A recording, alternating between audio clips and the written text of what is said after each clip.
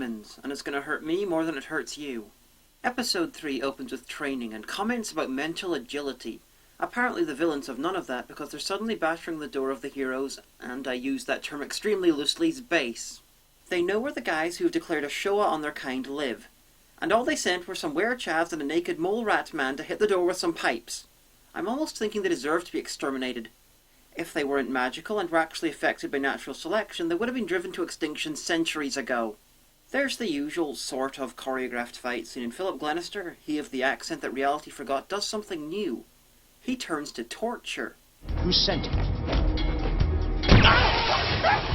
They have ways of making your pose more of a threat.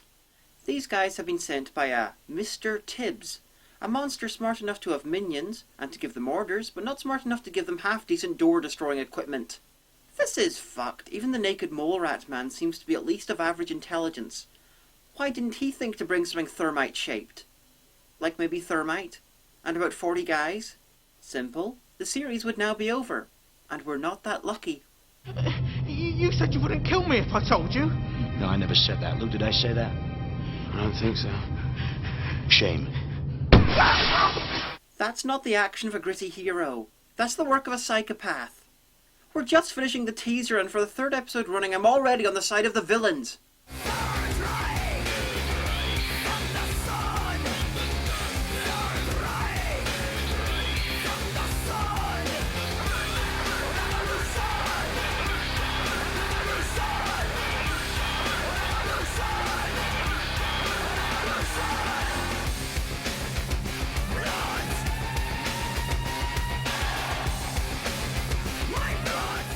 After the improved credits, we see that Luke's mum and Ruby went to see Mina play some piano.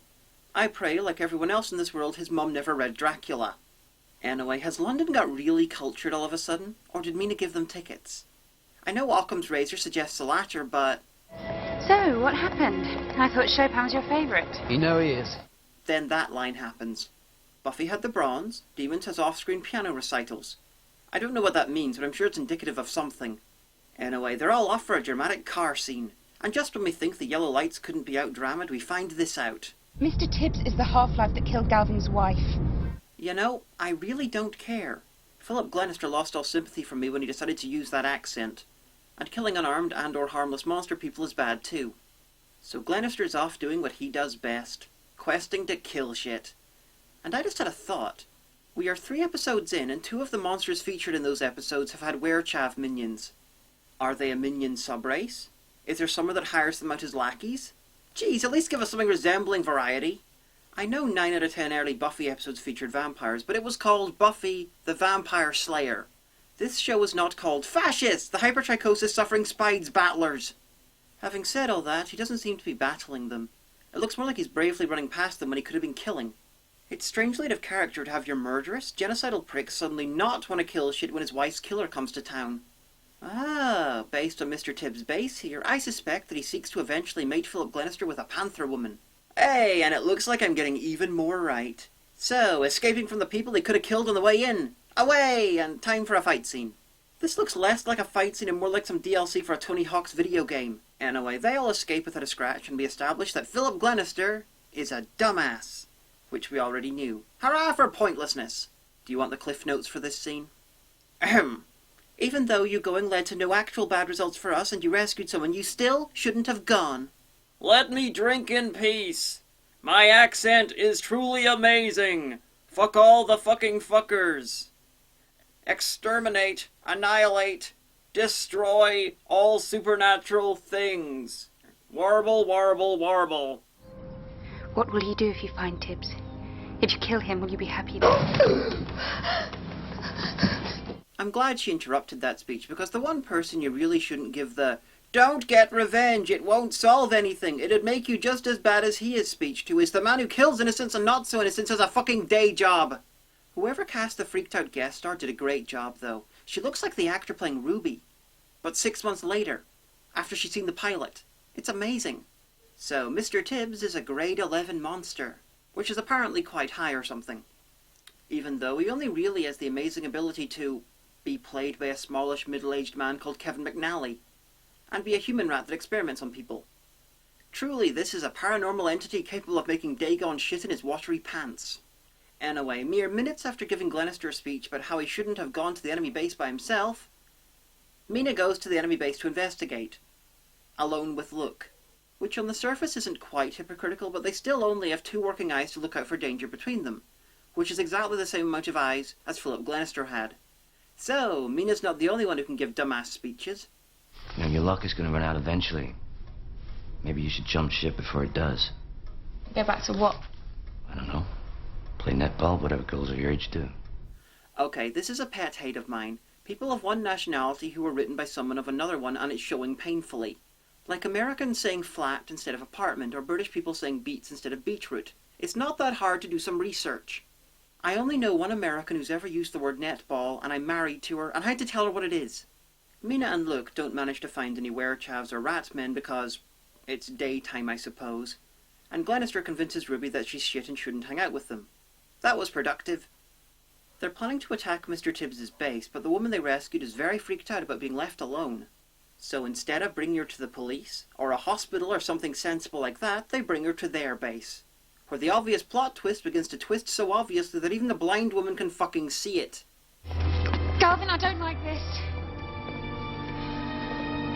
Alas, she can't see that torture, rape, and who the fuck knows what else at the hands of the steampunk Skaven isn't something that one can just walk off.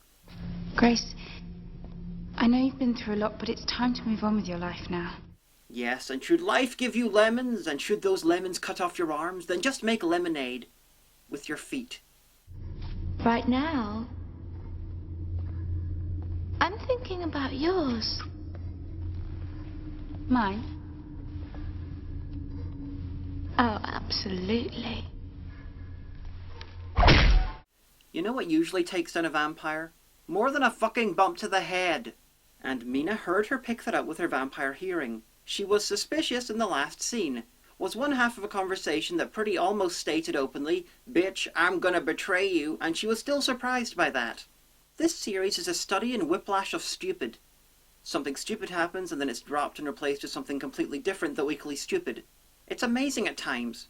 This isn't as bad as Bonekickers, but Bonekickers was consistent with its stupid. Fire!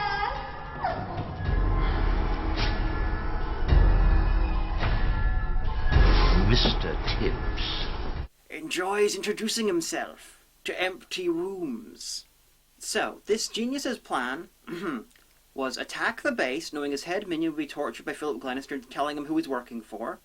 Let Philip Glenister attack his base and escape with this woman, who he might not have actually found, and then trust them all to leave the woman in their secret base rather than go to the sane option, a hospital, when he could have just rented a jackhammer or brought some C4.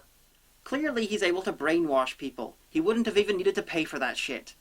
Just kidnap and brainwash the right people, and he could have had any equipment he needed. He deliberately chose a plan that could have gone wrong in 89 very different ways. It's good for him he's facing people whose hatred for non-humans is only matched by their stupidity.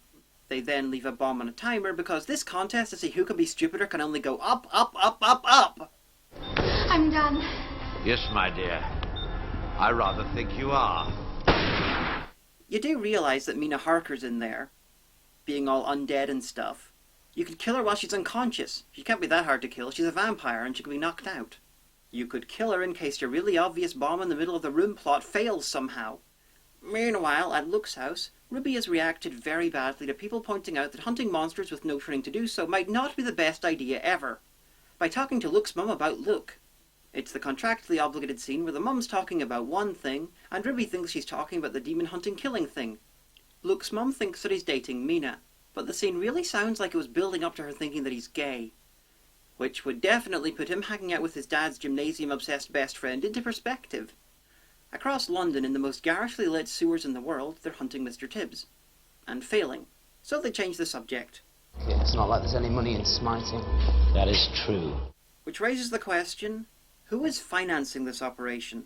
You have a library, specialised demon-killing weapons, and regular equipment.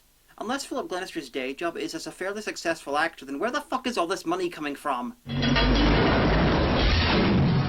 Oh, damn it, if only we'd spent all of our money on an obvious trap-detecting device. In a few hours, the sewer level is going to rise and drown them, which makes me wonder why he's bombing the library. Surely, if you manage to wipe out the demon hunters, then you could maybe use their base and equipment and books and shit to your advantage. I mean, it's already by the sewers, it's roomy, and who knows what mad kick-ass shit their mysterious millionaire benefactor put in there. I'm just saying, Mr. Tibbs, once these guys are dead, you could party in there, and maybe be able to drive a DeLorean, or send an army of killer robotic centipedes to attack London. Based on the logical rules in this universe, there could be anything in there. Anyway, with everyone captured and a Deus Ex Machina looking a little unlikely, it's up to Ruby to wander into the library and be useful. She's been rehearsing asking Luke out on a date, and why the fuck didn't Mr. Tibbs close the door behind him? Apart from it stopping people from walking in and foiling his plan, explosions ricochet off things. Those doors are at the very least big and thick. Mr. Tibbs, you are the stupidest superintelligent rat I have ever seen. By leaving the door open, you just made your bomb a lot less effective. Oh, look, Van Helsing and Philip Glenister in sewer swimming action. If we ever get out of here. We're probably going to die from something horrible. Truly, Mr. Tibbs's vengeance is terrible. Even if we escape, we'll have a long, slow death from probably cholera or something. Oh well, at least they're not Ruby, who's using a book on bombs to teach herself how to defuse one, instead of using the 15 minutes she has to take it away and dump it further in the sewers, where it might short-circuit or at least go off without killing her and Mina. Anyway, I never thought I'd get to use this clip in anything, so thanks for that, Demons. Believe me, there is no way he is going to climb out. Everest and easy stages.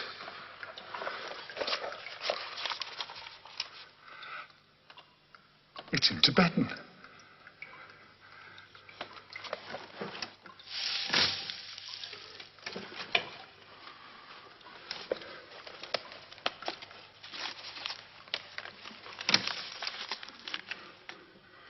P.A. Paha.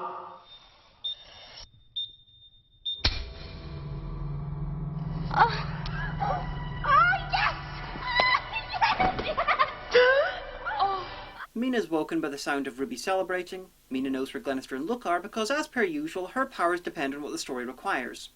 And she's off to save them, but not before this admission. Now, your whole life I've been watching soccer matches, judo bouts, even choir practice. Oh no. Yeah, that was a mistake. Suddenly my comments about the possible relationship between Luke and Glenister seem much closer to being accurate. Anyway, they're saved. Luke has about 7 million showers and I hope some off-screen medical checkups. They all go to Glenister's wife's grave where they get stared at by Tibbs, who escaped.